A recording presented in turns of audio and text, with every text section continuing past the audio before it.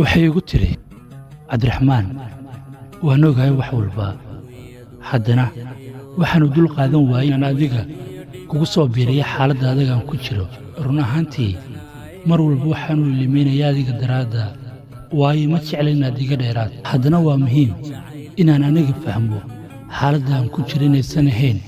miduu farxad ku helaya ruux kale waan u soo jeestay gacanta ayaan wejiga ka saaray oo aanu ku yidhi indhahaaga dabool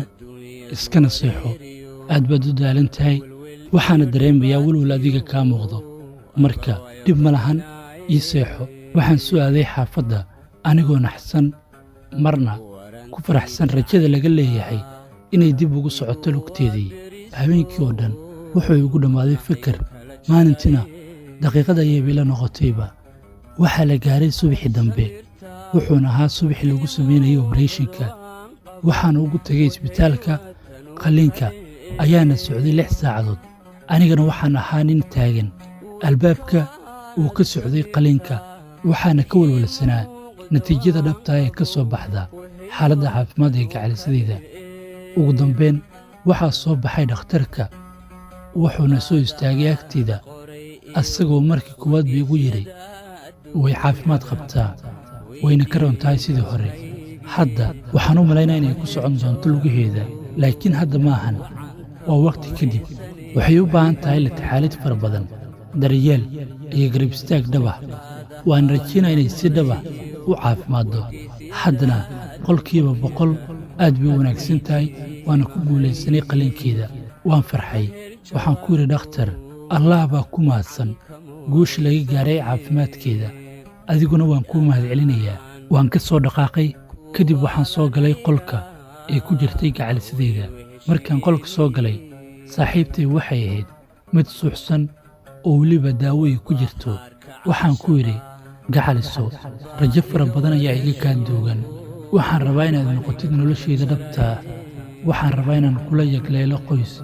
waxaana doonayaa inaan carruurta hooyo ku dhihi lahayd aan wada dhalno iisoo nabadkac indhahayga iyo nuurkoodaba waa adiga kadib waxaa ii soo gashay habyar aniga iyo habyar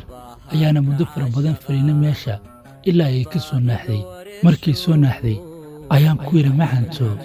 waan ku faraxsanahay soo laabashadaada waana ku faraxsanahay caafimaadkaaga haddaad soo nabad kaxday waxaa kuwa bilaabanaya safar aad ku gaari doontid heerka aan anaga rajaynayno dhammaanteen waxaa nahay garabkaaga markaa intaa idhi indhaheeda ilimaa soo dhaaftay waxayna iila soo jeesatay iigu tiri cabdiraxmaan waxaad iila taxaashay si wanaagsan waxaad noqotay garab waxaan soo xasuusanayaa maalmihii qaar aan kugu adkeynayay noloshayda i aamin mararka qaar waxaan la ilmeeyaa barashadaada maadaama aan ku mariyey imtixaan adag bal fakar ma waxaan heli lahaa qofka sidaan oo dhan aniga ii daryeelaya ii ilaalinaya oona ii farxad gelinaya xaqiiqatan noloshayda qayb weyn ayaad ku leedahay qaali waana sababtaad qalbigayga ugu guulaysatay waxaan ku idhi noloshaydii waxaan kuu jeclaaday si dhaba weliba noloshayda oo dhan adiga ayaan kuu hibeeyey waxaan rabaa mustaqbal iyo rajo dheer waxaan rajaynayaa inaad si dhaqsaha ku soo kabatid adiga sidoo kalena waxaa ku sugaya carruurtii aad u noqon lahayd hooyada gurigii aad qurxin lahayd iyo weliba saygaga cabdiraxmaan ee degdeg noogu soo wada bogsoo dhammaanteen way qusashay waxayna igu tiri waan jeclahay taa rabbi haynoo rumeeyo biibi waxaan soo aaday xaafadda waxaan dareemayey farxadda dunida oo idil markaan xaafadda imid teleefoonka ayaana ka wacay wakhti dheer ayaan la sheekaystay anigoo waxyaabo fara badan ayada kaga hadlayay waxayna ahayd gabar markaa niyaddeedu ay si fiican ugu soo laabatay laakiin mararka qaar ayay ka walwalaysay xaaladda ay noqon doonto lugteeda waxay la noolayd habeer aad u wanaag badan mar walba way soo wacaysay wayna igala qayb qaadanaysay xaaladda adag ee soo martay ta wanaagsanba anigana waxaan ku booqanayay xaafadda mar walba waxaan sii qaadi jiray hadiyado aan ku farxad gelinaya ayada subax walba xilli hore ayaan u kala jiray isbitaalka si isbitaalka degdeg u gaarto kadibna waan ka soo celin jiray mar walba waan u sheekayn jiray ilaa ay wakhti dheer xilli dambe oo habeen ah ayaan gurigayga imaan jiray. Markaan xaafadda tagana waa la kaftami jiray, waa la sheekaysan jiray ilaa iyo wakhti dheer. Xilliga dambe ee habeenkii ayaana ka soo tegi jiray gurigeeda. Markaan xaafadda imaadana waxaan kula sheekaysan jiray telefoonka.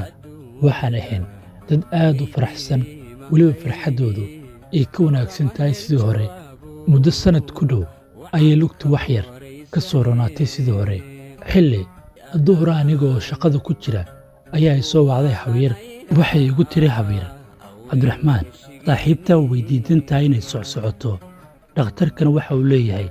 waa qasab inay socsocoto si ay lugteeda u barto socodka. Waxaan ku yidhi, habeer anaa soo baxayo. Kadib waxaan ugu imaaday guriga. Waxaan ku yidhi, xabiibti maxaa kugu dhacay? Soo ma rabtid inaad noloshaadii hore ku soo laabatid? Dhaqso kac, waxaad u baahan tahay inaad samaysid waxa uu dhakhtarka ku leeyahay. Xabiibti, waa haddii aad jeceshahay istaag oo socsoco. Kadib ayadoo dhibsanaysa ayay socotay. Markii wax yar dhaqaaqdana mar qurax hayga kala jaray. qaybta xigta la soco habeen dambe hadduu la idmo. Fadlan like saar, aragtidaada hoos inoogu reeb si aan u ogaano habka ay kuu soo gaartay sheekadan. mahadsanidin.